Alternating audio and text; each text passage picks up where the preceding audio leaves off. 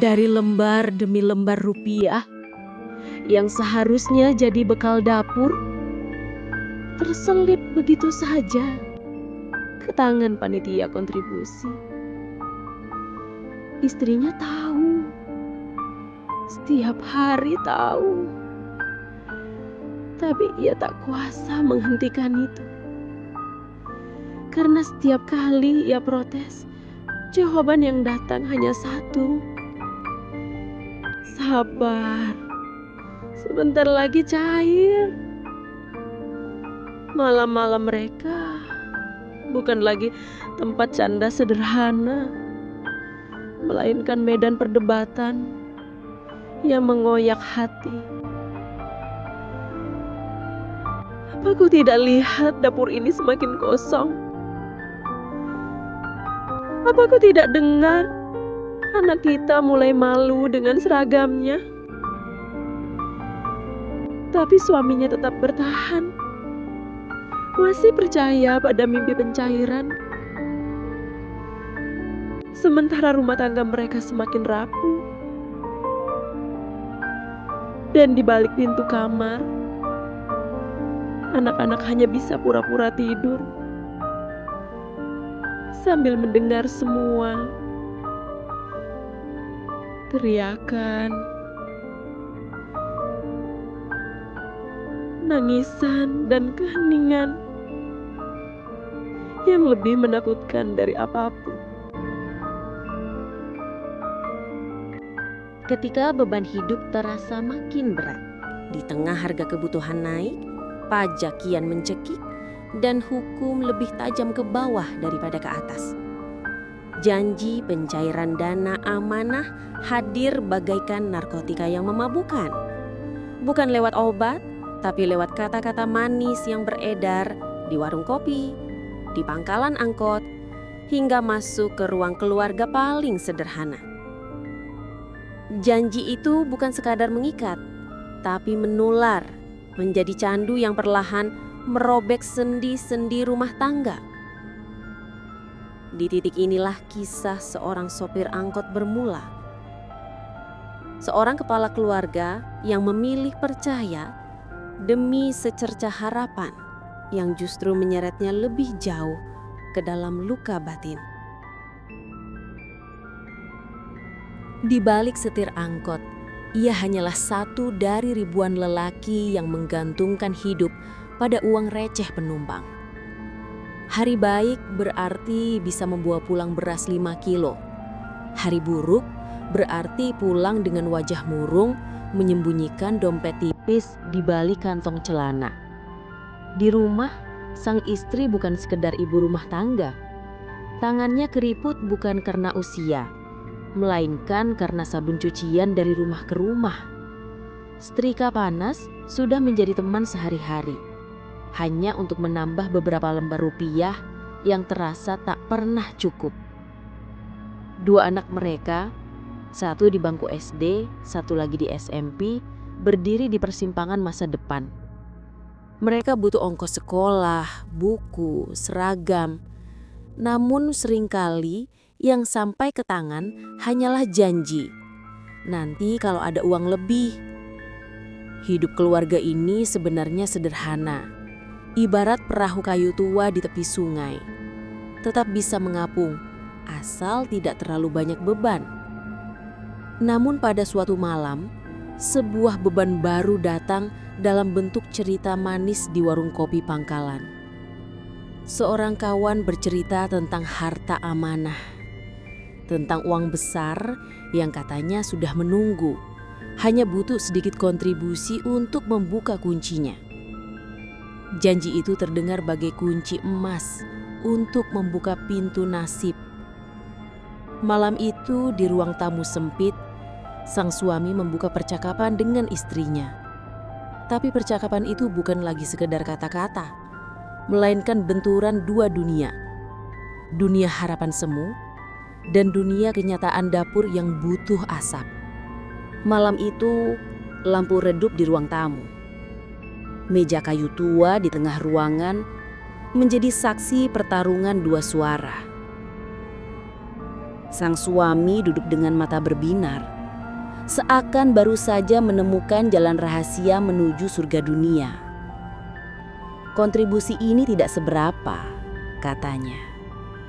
Asal kita ikut, besok atau lusa uang itu akan cair. Hidup kita akan berubah. Bagi sang istri, kata-kata itu terdengar seperti gema kosong. Ia menatap panci dapur yang nyaris kosong, menatap seragam sekolah anak yang warnanya semakin pudar. Baginya janji itu hanyalah fata morgana. Indah dari jauh, tapi tak pernah bisa digenggam. Suara mereka meninggi. Bukan karena benci, tapi karena masing-masing ingin menyelamatkan kapal yang hampir karam. Suami dengan iming-iming perahu emas, istri dengan kenyataan bahwa perahu tua mereka masih bisa mengapung, asal jangan ditenggelamkan beban ilusi. Namun seperti sungai yang perlahan mengikis batu, janji-janji itu terus meresap ke dalam pikirannya. Esok harinya, meski sempat menolak, sang supir tetap membawa janji itu di balik setir angkotnya. Setiap kali menatap jalan panjang, ia membayangkan bukan lagi setoran harian, melainkan hari pencairan yang katanya sudah dekat. Di setiap tikungan, suara klakson angkotnya terdengar seperti doa. Doa yang diam-diam berganti wujud menjadi candu. Candu bahwa suatu hari, hidup getir ini bisa ditebus dengan selembar kertas bertanda tangan para pengurus paguyuban. Pelan-pelan, luka itu tidak lagi hanya di kantong, tapi juga di hati. Uang hasil narik angkot yang biasanya diserahkan penuh untuk dapur, kini semakin menyusut. Awalnya hanya beberapa lembar. Lalu, makin sering hilang jumlahnya. Buat kontribusi, katanya singkat. Seakan-akan itu jawaban sakti yang tak boleh dipertanyakan. Sang istri mulai merasakan tekanan itu. Harga beras naik, kebutuhan sekolah anak kian menuntut. Sementara sisa uang belanja tinggal recehan.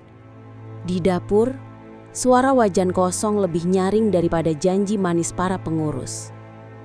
Anak-anak pun merasakan getirnya. Uang saku dipotong, kadang harus menahan lapar di jam istirahat sekolah. Seragam sekolah tak lagi diganti baru, hanya ditambal di sana-sini. Lambang diam-diam dari rumah tangga yang terbelah antara kebutuhan nyata dan janji maya. Pertengkaran pun tak terelakkan. Malam-malam sunyi yang dulu diisi canda sederhana, kini berubah jadi debat panjang. Suara istri bergetar, lebih dekat ke tangis ketimbang amarah. Apa kau tidak lihat? Dapur ini makin sepi. Apa kau tidak dengar? Anak kita mulai malu dengan seragamnya. Tapi suami tetap bertahan. Ia merasa sudah separuh jalan dan berhenti berarti menanggung malu.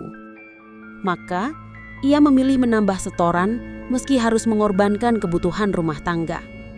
Luka itu makin dalam. Bukan luka yang berdarah, tapi luka yang menjalar diam-diam menggerogoti kebahagiaan keluarga. Luka yang lahir bukan dari musuh, melainkan dari keyakinan buta pada janji yang belum tentu pernah ditepati. Seperti jaring laba-laba, janji itu makin rapat, makin sulit dihindari. Semakin ia berusaha melepaskan diri, semakin ia terjerat. Setiap kali singgah di pangkalan angkot, selalu ada teman yang menyapa dengan bisikan penuh keyakinan. Sudah dekat, tinggal tunggu hari. Kalimat itu terdengar sederhana, tapi di telinganya berubah menjadi mantra. Di warung kopi, obrolan bukan lagi tentang setoran atau rute penumpang, melainkan tentang daftar nama, kode-kode rahasia, dan kabar pencairan besar yang katanya sudah di depan mata. Ia duduk, mendengar, dan tanpa sadar hatinya terbawa arus. seperti daun kering di sungai deras. Di rumah, wajah istrinya semakin muram. Ia menatap sisa beras di kaleng, menatap cucian yang menumpuk, dan menatap anak-anak yang mulai belajar memahami arti kata hemat. Bagi sang istri, janji itu bukan lagi harapan, melainkan bayangan gelap yang mencuri kebahagiaan mereka sedikit demi sedikit. Tapi, sang suami justru semakin dalam. Seperti penumpang yang menolak turun dari bus rusak, ia bertahan dengan keyakinan bahwa bus itu akan ajaib berjalan kembali. Kalau berhenti sekarang, semua yang sudah aku berikan sia-sia. Begitu pikirnya. Hari demi hari berlalu. Janji itu berubah menjadi tali halus, mengikat pergelangan tangan dan kakinya. Ia bukan lagi pengemudi angkot bebas yang menentukan arah, melainkan seorang penumpang yang dibawa oleh ilusi. Dan semakin ia maju, semakin kabur garis antara harapan dan penipuan. Yang jelas hanya satu, keluarga kecilnya ikut terseret dalam pusaran yang kian menyesakkan. Harapan itu seperti balon yang terus ditiup, membesar, makin besar, hingga akhirnya meletus dengan suara yang memekakkan. Hari yang dijanjikan tiba, tanggal yang sudah lama ditunggu, dicatat di kalender dengan lingkaran merah, dipuja dalam doa. Ia berangkat pagi itu dengan dada berdebar, seakan hendak menjemput takdir. Tapi jam demi jam berlalu, siang berganti sore, sore melebur jadi malam. Dan yang datang bukan kabar pencairan, melainkan sunyi yang menusuk. Di pangkalan, wajah-wajah yang biasanya penuh keyakinan berubah tegang. Obrolan Rio mendadak pelan, seperti orang yang baru saja kehilangan sesuatu yang tak berani mereka sebut. Besok, kata sebagian. Ada kendala teknis, kata yang lain. Namun di balik kalimat itu, ada kebisuman yang tak bisa ditutupi. Janji itu kembali diundur. Di rumah, istrinya menatap dengan mata yang sudah lelah menangis. Tangannya gemetar saat menghitung sisa uang belanja. Ia tak lagi bicara panjang, hanya diam. Karena tahu, semua kata akan berubah jadi pertengkaran. Malam itu rumah kecil mereka terasa sesak. Anak-anak terlelap tanpa tahu ayah mereka duduk termenung di kursi reat, menatap kosong. Seperti sopir yang kehilangan arah di persimpangan jalan. Ia sadar, bensin sudah hampir habis, tapi tujuan tak kunjung terlihat. Dan di titik itulah, retakan besar muncul. Kepercayaan yang dulu menyalakan harapan, kini menjelma menjadi bara api yang membakar perlahan. Ia mulai bertanya dalam hati, meski bibirnya masih menolak mengaku. Apakah aku sudah salah langkah? Apakah semua ini hanya fata morgana yang kukejar di jalan berdebu? Hari itu bukan hanya tanggal yang lewat, tapi juga hari ketika setengah dari dirinya runtuh. Sebuah titik balik antara terus bertahan dalam ilusi atau berani menghadapi kenyataan pahit yang tak pernah ia siapkan. Jika rumah adalah kapal kecil di tengah samudra, maka kini kapal itu bocor, dihantam ombak dari segala arah. Satu sisi penghasilan yang makin menipis, sisi lain janji pencairan yang tetap mengikat hati. Setoran angkot tak lagi utuh dibawa pulang. Lembar demi lembar rupiah yang seharusnya jadi bekal dapur terselip ke tangan panitia kontribusi. Istrinya tahu, setiap hari tahu, tapi tak kuasa menghentikan. Karena setiap kali ia protes, jawaban yang datang hanya satu. Sabar, sebentar lagi cair. Malam-malam mereka bukan lagi tempat untuk bercengkrama, melainkan Medan perdebatan. Suara anak-anak sering terhenti mendadak, pura-pura tidur di kamar, padahal telinga kecil mereka mendengar semua. Teriakan, tangisan, dan keheningan yang lebih menakutkan dari apapun. Istri korban memikul beban ganda. Siang ia berkeliling rumah tetangga, mencuci, menggosok, sekedar menambal kekurangan dapur. Malam, ia berhadapan dengan suami yang masih terjebak dalam mimpi pencairan.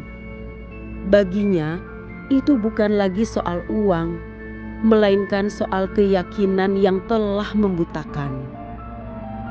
Rumah tangga yang dulu sederhana tapi hangat, kini seperti layang-layang di ujung tali. Tiap hembusan angin janji membuatnya makin jauh dari tanah, makin rapuh. Dan siapapun tahu, satu sentakan kecil saja bisa membuat tali itu putus. Getirnya di sini bukan hanya pada hilangnya harta, tapi pada retaknya kepercayaan. Bukan hanya soal angka di dompet, tapi tentang cinta yang perlahan tergerus oleh ilusi. Dari rumah yang sudah rapuh, luka itu merembet keluar. Bukan lagi hanya soal suami, istri, dan anak-anak, tapi juga soal tetangga, saudara, bahkan ikatan sosial yang dulu hangat. Satu persatu hubungan mulai retak. Pinjaman kecil yang dulu mudah diminta, kini berbalas tatapan sinis. Bisikan lirih terdengar di belakang punggung. Uangnya habis buat setoran itu lagi kan? Di warung obrolan jadi dingin. Di pengajian kursi yang kosong dianggap pertanda malu. Paguyuban yang katanya mempererat persaudaraan justru menebar curiga. Antara yang percaya dan yang menolak, jurang perpecahan terbentuk. Anak-anak pun tak luput dari beban. Ketika uang sekolah tertunggak, ketika teman-teman bertanya, mereka belajar arti malu sebelum waktunya. Mereka mengenal rasa takut bukan dari pelajaran di kelas, melainkan dari tatapan orang-orang yang menghakimi keluarga mereka. Sang suami tetap berpegang pada janji, seolah lebih percaya pada kata-kata panitia daripada suara istrinya sendiri. Istrinya di sisi lain belajar menutup mulut, karena setiap perdebatan hanya meninggalkan luka baru. Begitulah wajah luka sosial yang tersisa. Luka yang tak bisa diobati dengan uang. Karena yang rusak bukan lagi isi dompet, melainkan rasa percaya, rasa hormat, dan rasa kebersamaan. Di ujung jalan yang berdiri bukan lagi keluarga yang utuh, melainkan bayangan samar dari apa yang dulu disebut rumah. Dan masyarakat kecil yang dulu hangat, kini dingin oleh kabut kecurigaan. Pada akhirnya, yang tersisa dari keluarga itu bukanlah rumah baru, mobil, atau tabungan, melainkan luka, letih, dan kenangan pahit tentang janji yang tak pernah ditepati. Sang suami masih duduk di kursi sopir angkotnya, menatap jalan panjang yang tak pernah berubah. Kadang ia masih berharap, kadang hanya terdiam.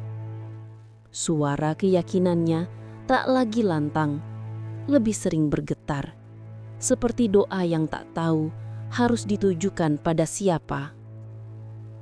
Sang istri masih bertahan menjaga rumah dengan sisa tenaga.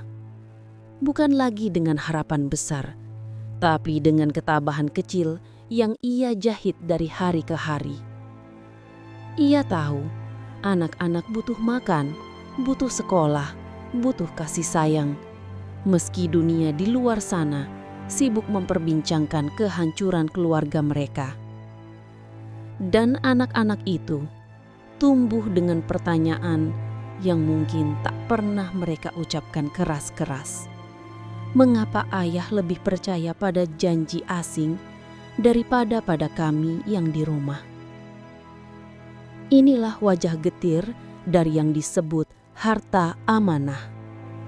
Bukan sekedar uang yang tak kunjung cair, melainkan sebuah racun yang perlahan menggerogoti cinta, mengikis rasa percaya, dan menyisakan luka sosial yang dalam. Janji itu ibarat pelangi setelah hujan, selalu tampak dekat, indah, menggoda, tapi ketika dikejar tak pernah bisa digenggam. Mungkin ada yang berkata, salah mereka sendiri, terlalu percaya, terlalu ceroboh. Tapi kenyataannya lebih rumit. Ketika hidup sudah keras, ketika jalan buntu terasa semakin sempit, manusia mudah sekali terseret janji. Apalagi bila janji itu dikemas dengan kata-kata suci. Dan disinilah letak ujian itu.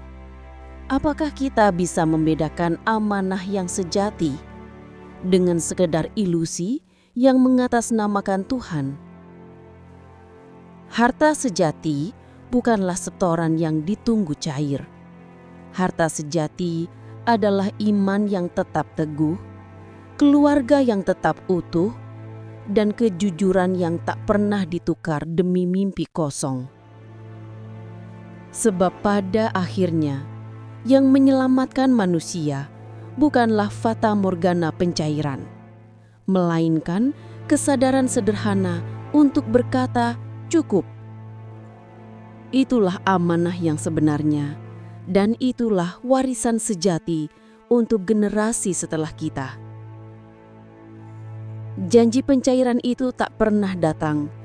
Yang tersisa hanya luka, pertengkaran, dan keluarga yang perlahan rapuh. Harta sejati bukanlah setoran yang ditunggu cair, melainkan iman yang tetap teguh, keluarga yang tetap utuh, dan kejujuran yang tak pernah ditukar dengan ilusi. Sebab pada akhirnya, yang benar-benar bisa menyelamatkan kita bukanlah janji di atas kertas, tetapi kesadaran sederhana untuk berkata cukup. Itulah amanah yang sesungguhnya.